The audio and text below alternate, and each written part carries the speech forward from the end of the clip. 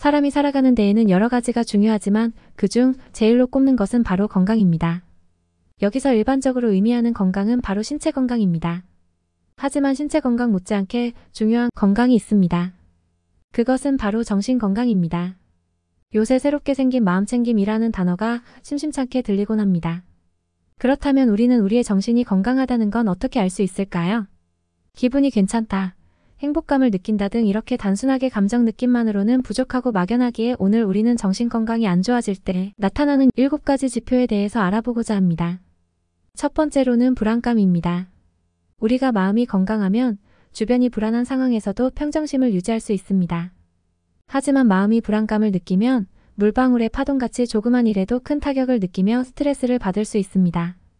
또 불안장애는 종종 우울증과 함께 나타나며 정도가 심해지면 사회불안장애, 강박장애, 공포장애 등 여러 가지 다양한 형태로 나타납니다. 두 번째로는 극단적인 감정기복입니다. 사람은 누구나 기분이 좋을 때가 있고 나쁜 순간이 있습니다. 하지만 기분이 좋고 나빴을 때 행동의 편차가 많이 크며 특히나 그 이유를 모르겠다면 주의가 필요합니다. 이러한 감정기복은 가족, 친구, 동료 등의 원만한 대인관계에도 영향을 미칠 수 있습니다.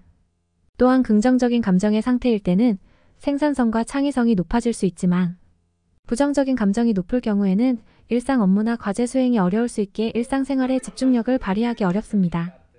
최근에 감정이 태도가 되지 않게 라는 말이 유행처럼 번지고 있습니다.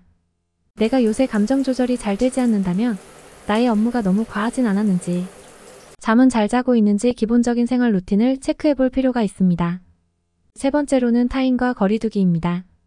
여기서 거리두기의 의미란 다른 사람과의 교류를 의도적으로 피하는 것을 의미합니다.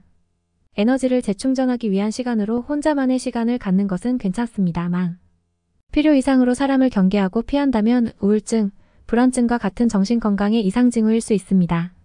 사회적인 상호작용과 교류는 정서적인 안정감을 높이는 데 효과적입니다. 따라서 상황이 여의치 않아서 거리를 둘 수밖에 없는 상황이라면 온라인 플랫폼을 이용한다든지 심리적인 안녕을 위한 자기 돌봄과 관리 방법을 찾는 것이 필요합니다. 네 번째로는 일상생활을 다루기가 어려워지고 흥미가 없어집니다. 특히 평상시에 즐겁게 하던 일이나 취미에 흥미가 없어졌거나 새로운 활동에 대한 열정이 줄어들었다면 지금 나의 환경을 점검해 보아야 합니다.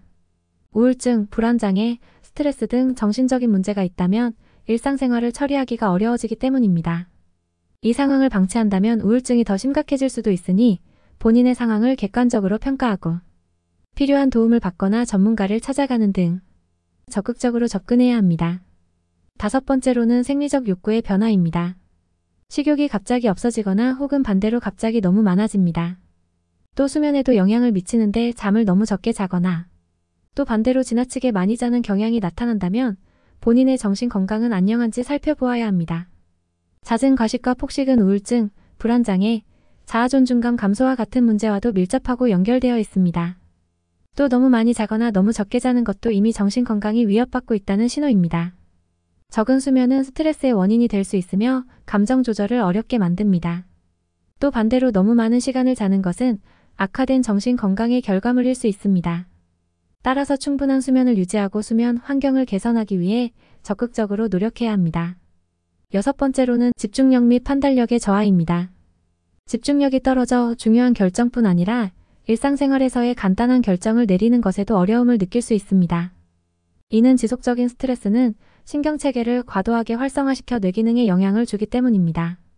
이로 인해 간단한 선택지에도 결정을 내리지 못하고 집중력 저하, 기억력 감퇴 등의 증상까지도 동반할 수 있습니다. 일곱 번째로는 신체 증상입니다. 이 경우에는 정신 건강이 신체까지도 직접적으로 영향을 미치는데요. 신경계는 뇌뿐만 아니라 위와 장과도 긴밀하게 연결이 되어 있기 때문입니다. 그래서 주로 복통, 소화불량 등의 증상으로 나타나곤 합니다. 또한 심리적인 스트레스는 근육들을 긴장시켜 어깨결림, 통증 등이 나타날 수 있습니다. 또 여드름, 피부 가려움, 건조함 등의 문제로 피부질환까지 유발할 수 있습니다.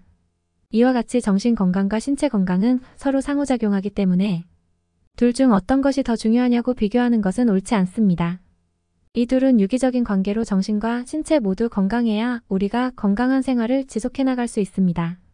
위에 언급한 정신 건강의 이상 징후가 2개 이상 나타난다면 개선하기 위해 적극적으로 노력해야 합니다. 스트레스를 덜 받는 환경으로 개선하는 것과 더불어 필요하다면 전문가와 상담하여 적절한 대처 방법을 찾고 나아질 수 있도록 노력해야 합니다. 다음 시간엔 내가 깨닫지 못하는 불안감에 대해서 알아보겠습니다. 구독, 좋아요, 알림 설정을 하시면 새로운 영상이 떴을 때 빠르게 받아보실 수 있습니다. 더 나은 컨텐츠로 찾아뵙겠습니다. 감사합니다.